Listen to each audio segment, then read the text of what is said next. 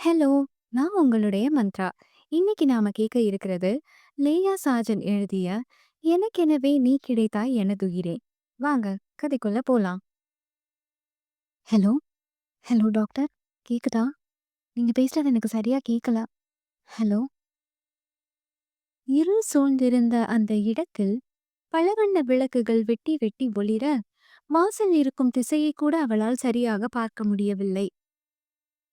அலைபேசியை துண்டித்தவள், டாக்டர், இங்க ரொம்ப சத்தமா இருக்குது.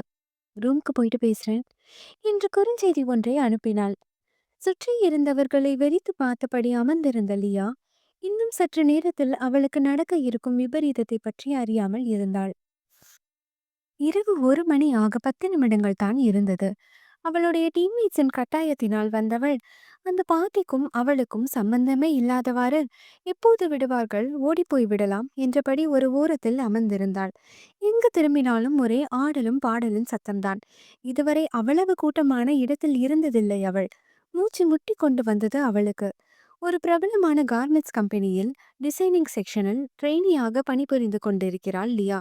லேஸ் என்ற ஆடம்பரமான ரிசார்ட்டில் மறுநாள் நடக்க இருக்கும் ஒரு பெரிய ஈவெண்டில் கலந்து கொள்வதற்காக அவனுடைய கம்பெனியில் இருந்து 3 ஆண்களும் 2 பெண்களும் சேர 5 பேர் கொண்ட குழுவினர்களாக வந்திருந்தார்கள். இன்னும் 2 நாட்கள் அங்கேயே தங்கியிருந்து ஊரை சுற்றி பார்க்கலாம் என்ற திட்டத்தில் இருந்தார்கள் அவளுடன் வந்திருந்தவர்கள். லியாவுக்கு அதில் உடன்பாடு இல்லை என்றாலும் மறுக்கும் நிலையிலும் இல்லை அவள். அவள் சாதாரண ட்ரெயினி என்பதால் அவள் சொல்லி அங்கு ஒன்றும் எடுபடாது என்பதை அறிவாள் அவள். லியாவுடன் சேர்ந்து department manager Vinay, team leader Karthik, assistant manager Deepak மற்றும் சீனியர் டிசைனர் நிவியும் வந்திருந்தார்கள். லியா அலைபேசியில் மணியை பார்த்தவள், மேம், இந்த பார்ட்டி எப்போ முடியும்? மணி வேற ஒன்னாக போகுது. நம்ம ரூம்க்கு கிளம்பலாமா என்று கேட்டிட, என்ன லியா, இப்போ தானே பார்ட்டி ஸ்டார்ட் ஆயிருக்கு, அதுக்குள்ள கிளம்பணும்னு சொல்ற? இதுவரை நைட் பார்ட்டி எல்லாம் அட்டன் பண்ணிருக்கியா? நைட் ஃபுல்லா ரிசார்ட்ல உள்ள எல்லாரும் இங்கே தான் இருப்பாங்க. நாம மட்டும் ரூம்க்கு போய் என்ன பண்ண போறோம்? லெட்ஸ் ஹாவ் ஃபன் பேபி என்றாள் நிவி அதற்கு. இல்ல மேம், எனக்கு கொஞ்சம் டயர்டா இருக்கு என்று தயங்கியவாறே லியா சொல்ல, லியா, இந்த மாதிரி சான்சஸ் எல்லாம் நமக்கு கிடைக்காது. கிடைக்கிறப்போ என்ஜாய் பண்ணிக்கணும். நீ வேணா கிளம்பு.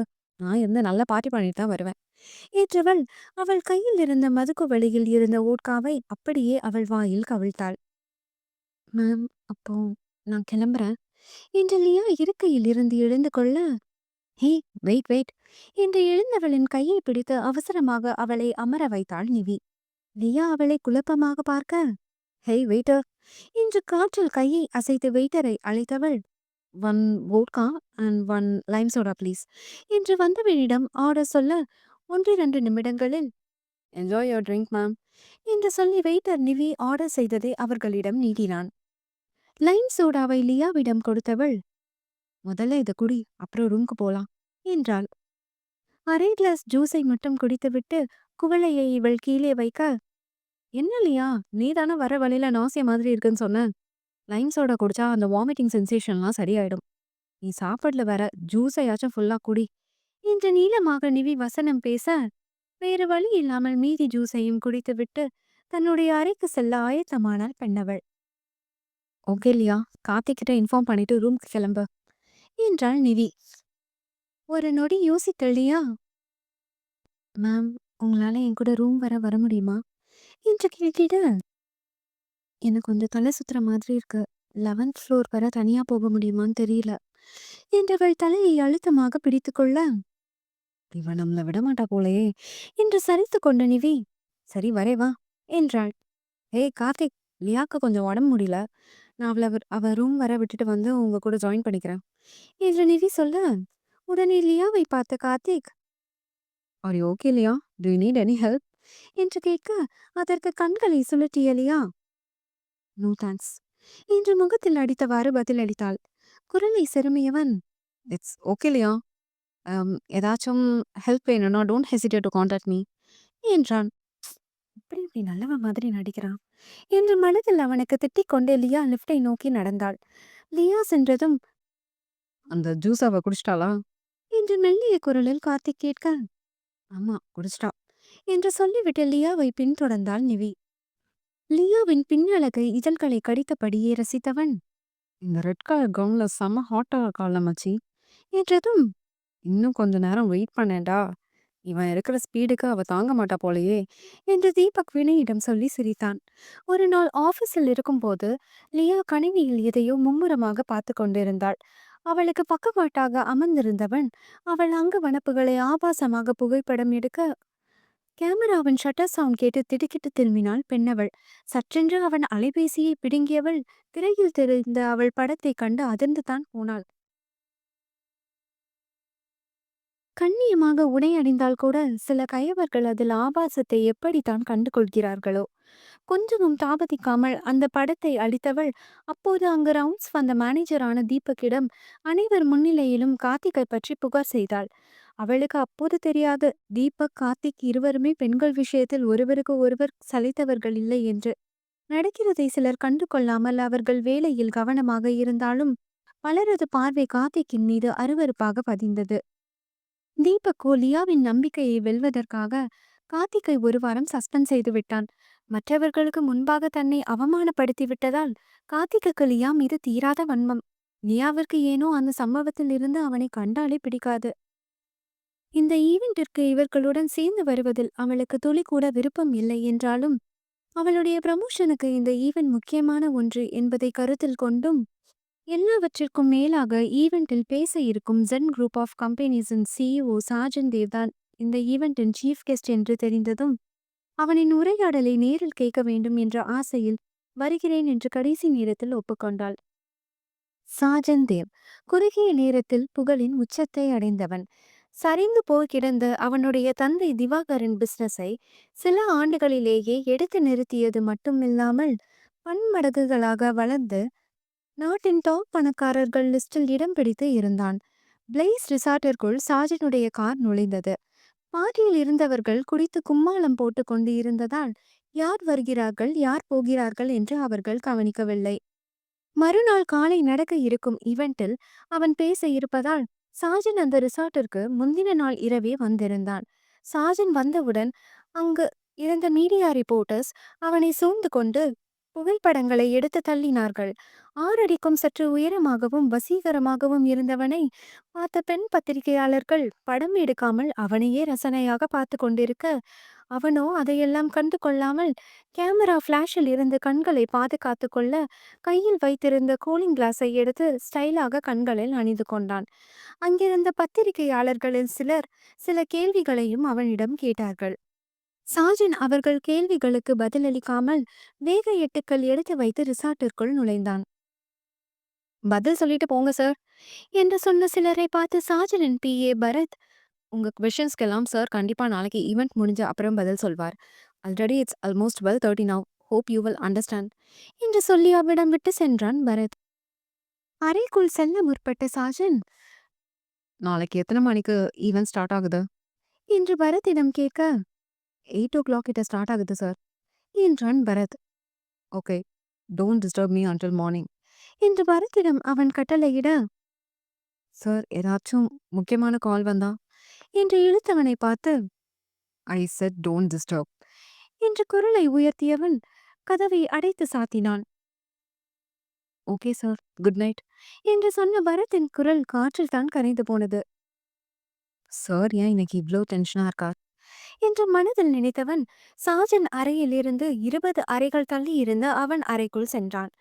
அன்றைய நாள் முழுவதும் அலைந்ததினால் களைத்து போன பரத் காலை 6 மணிக்கு அலாரம் வைத்துவிட்டு படுத்தவன் அப்படியே தூங்கிவிட்டான். ஆனால் சாஜனுக்கு அப்படி அல்ல. அவன் நினைவுகள் 20 வருடங்களுக்கு முன் சுழன்றது. இதே நாள் 20 வருஷங்களுக்கு முன் சாஜனின் தந்தை திவாகரன் ஒரு விபத்தில் இறந்து விட்டார். மனைவியிடம் ஏற்பட்ட வாக்குவாதத்தில் வீட்டை விட்டு வெளியே சென்றவரின் உயிரில்லாத உடல் தான் மறுநாள் வீடு வந்து சேர்ந்தது.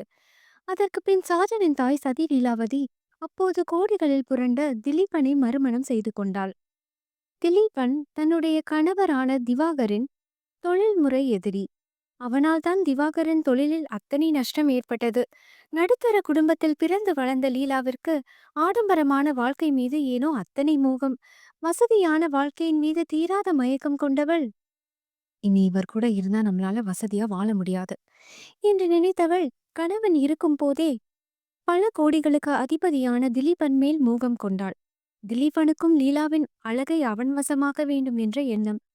அவர்களின் உறவை பற்றி வெகு நாட்கள் அறியாது இருந்த திவாகரன் ஒரு நாள் இருவரும் நெருக்கமாக இருப்பதை பார்த்துவிட்டார். அந்த கணமே அவர் மனம் சுக்குநூறாக உடைந்து விட்டது. கோபத்தையும் கண்ணீரையும் வெளிக்காட்டாமல் அதை பார்க்காதவாறு அவ்விடம் விட்டு கிளம்பிவிட்டார். அரசல் புரசலாக இதை பற்றி பிறர் பேசி கேட்டவர் மனைவியின் மேல் இருந்த அனாதை அன்பினாலும் நம்பிக்கையினாலும் அதை பெருத்தாக பொருட்படுத்தவில்லை. இப்போது தானே கண்கூடாக பார்த்து விட்டதால் திவாகரன் முழுவதுமாக உடைந்தே போய்விட்டார்.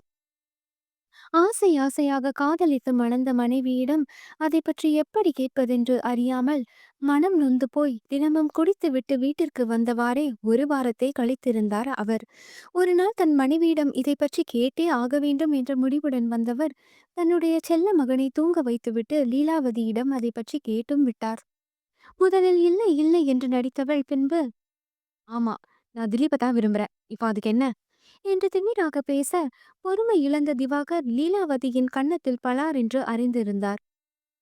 உனக்கு இங்க என்ன குறை வச்ச லீலானா? நான் உன்னை சந்தோஷமா பாத்துக்கலையா? நம்ம பையனை பத்தி யோசிச்சு பாத்தியா? இப்பவும் ஒண்ணும் கெட்டு போகல லீலா. எல்லாத்தையும் விட்டுட்டு நம்ம கடனை எல்லாம் அடைச்சது போக மீதி இருக்க ரூபாய வச்சு நம்ம புதுசா வாழ்க்கையை தொடங்கலாம். நீ, நான், நம்ம பையன் எல்லாரும் சந்தோஷமா வாழலாம். நீ என்ன சொல்ற? என்று உடைந்த குரலில் அவர் கேட்க, Diwakar, please stop this nonsense என்று கத்தியவள், எல்லாத்தையும் வித்துட்டு என்னைய உங்க கூட வந்து பிச்சை எடுக்க சொல்றீங்களா? நான் அதுக்காக உங்களை கட்டிட்டு வரல. நல்ல வசதியா வாழலாம், நினைச்சதெல்லாம் வாங்கலான்னு தான் நான் உங்க கூட வந்தேன். ஆனா இப்போ நீங்க இருக்கிற நிலைமையில உங்க கூட இருந்தா நான் நினைச்ச மாதிரி என்னால வாழ முடியாது என்றவர் அவர்களுடைய அறைக்குள் சென்று விடுதலை பத்திரத்தோடு வெளியே வந்தவள் அவரிடம் அதை நீட்ட, அதை பார்த்து நொந்து போனவர் அதை பார்த்து நொந்து போனவர், என்ன லீலா? அப்போ பணம் மட்டும்தான் சந்தோஷமா? நம்ம காதலுக்காக உங்க வீட்ல உள்ள எல்லாத்தையும் விட்டுட்டு எனக்காக வந்தியே. என்று ஏக்கமாக அவர் கேட்க, காதலும் இல்ல, ஒரு மண்ணும் இல்ல. அப்போ நீங்க வசதியா இருந்தீங்க, உங்களோட வந்தேன். ஆனா இப்போ நீங்க இருக்கிற நிலைமையில உங்க கூட சேர்ந்து தெருவுல தான் நான் உட்காரணும். என்று அவள் கத்த, தூங்கிக் கொண்டு இருந்த சாஜன் பெற்றோர்கள் போடும் சத்தத்தில் முழித்து விட்டான். தன்னுடைய தந்தை கோவப்படுவதை முதல் முறை பார்த்தவனுக்கு அப்போது தெரியாது அதுதான் அவரை கடைசி முறையாக பார்க்கப் போகிறான் என்று. அவள் பிடிவாதமாக இருப்பதை உணர்ந்தவர் இனி அவளிடம் பேசி எந்த பயனும் இல்லை என்று அதற்கு மேல் ஒன்றும் பேசாமல் இரவு 1 மணி அளவில் கண்களில் கண்ணீரோடு காரை எடுத்துக்கொண்டு புறப்பட்டார். இரவு முழுவதும் திவாகரன் வீடு வந்து சேரவில்லை. மறுநாள் காலையில் அவர் விபத்தில் உயிரிழந்து விட்டார் என்ற செய்திதான் வீடு வந்து சேர்ந்தது. முந்தைய நாள் இரவு குடித்துவிட்டு அதிவேகமாக காரில் சென்றவர் பயங்கரமான விபத்தில் சிக்கி மரித்து விட்டார். கணவன் இறந்த ஒரே மாதத்தில் லீலா திலீபனை மணந்து கொண்டாள். சாஜன் தந்தையின் இறப்பிலிருந்து வெளிவரும் முன்னரே தன்னை அரவணைக்க வேண்டிய தாய், மகன் ஒருவன் இருக்கிறான் என்ற எண்ணமே இல்லாமல் தாயாக இருந்து தன் மகனுக்கு செய்ய வேண்டிய கடமைகளை ஒன்றும் பொருட்படுத்தாமல் தனக்கென்று வேறொரு வாழ்க்கையை தேடிக்கொண்டாள். சாஜன் முழுவதுமாக திவாகரின் தந்தை ஸ்ரீனிவாசனின் அரவணைப்பில் தான் வளர்ந்தான். தாத்தா, அம்மா ஏன் என்னை விட்டுட்டு போயிட்டாங்க? அம்மாக்கு என்னைய பிடிக்கலையா என்று தன் பேரன் கேட்கும் கேள்விகளுக்கு பதில் சொல்ல முடியாமல் தவித்தது என்னவோ ஸ்ரீனிவாசன்தான். வளர வளர எதற்காக தன்னுடைய தாய் தன்னை விட்டு பிரிந்து சென்றாள் என்பதையும் அவன் புரிந்து கொண்டான். அவன் தன்னுடைய தாயை தேடி அவளுடைய அன்பிற்காக ஏங்கிய காலங்கள் போய் அவளை வெறுத்த காலங்கள் தான் அதிகம். சக மாணவர்கள் தன்னுடைய தாயை பற்றி இழிவாக பேசியது இன்னும் அவன் மனதில் கோபத்தையே மூட்டியது. தந்தையின் இறப்பில் தன்னுடைய தாய்க்கு கூட பங்கு இருக்கலாம் என்றெல்லாம் பிறர் பேச கேட்டிருக்கிறான். அதை காலப்போக்கில் நம்பவும் செய்தான். புருஷனோட பிசினஸ் சரியா ஆரம்பிச்சோன்னு நல்ல கோடீஸ்வரனா பார்த்து வளைச்சு போட்டுட்டா. என்று அவனுடைய சிறுவயதில் உறவினர்கள் அவன் காது பட பேசியது எல்லாம் அவன் மனதில் அப்படியே ஆழமாக பதிந்து விட்டது. சாஜன் இங்கேயே இருந்தால் சுற்றி உள்ளவர்கள் அவனுடைய தாயை பற்றி பேசி பேசியே அவனை வாழவிட மாட்டார்கள் என்று எண்ணிய ஸ்ரீனிவாசன் பேரனை வெளிநாட்டில் படிக்க அனுப்பிவிட்டார். சரிந்து கொண்டே இருந்த திவாகரின் பிசினஸை எடுத்து நிறுத்தி யாருக்காக தன்னுடைய தாய் தன்னையும் தன்னுடைய தந்தையையும் வெறுத்தாளோ அவனால் தொடக்கூட முடியாத உயரத்தை தொட்டே ஆக வேண்டும் என்று சிறு வயதிலே முடிவெடுத்தவன் அதற்காக அயராது உழைத்தான். அவன் படிப்பை முடிக்கும் வரை சாஜனின் சித்தப்பா தான் திவாகரின் பிசினஸை பார்த்து கொண்டார். சிறு வயதிலேயே தனக்கு நேர்ந்தவைகள் பெண்களின் மீது ஒரு வெறுப்பை அவன் மனதில் ஏற்படுத்திவிட்டது. பெண் என்றாலே பணத்திற்கு பின் அலைபவள் என்ற எண்ணம் அவனுக்குள். சுருக்கமாக சொல்ல வேண்டும் என்றால் பெண் வர்க்கத்தையே வெறுத்தான். ஆனால் அவனுக்கு தெரியாது அவன் காயங்களை கட்டப்போவதும் ஒரு பெண்தான் என்று. வெளிநாட்டில் படிப்பை முடித்துவிட்டு தாய் நாட்டிற்கு திரும்பியவன் சித்தப்பாவின் மேற்பார்வையில் ஓரளவுக்கு இயங்கிக் கொண்டிருந்த தன்னுடைய தந்தையின் பிசினஸை தன் கையில் எடுத்துக்கொண்டான். முதலீடுகள் செலவுகள் போக கொஞ்சம் மட்டுமே லாபத்தை ஈட்டிக் கொண்டிருந்த பிசினஸ் அவனுடைய தொழில் சாமர்த்தியத்தினால் அசுர வளர்ச்சியை கண்டது.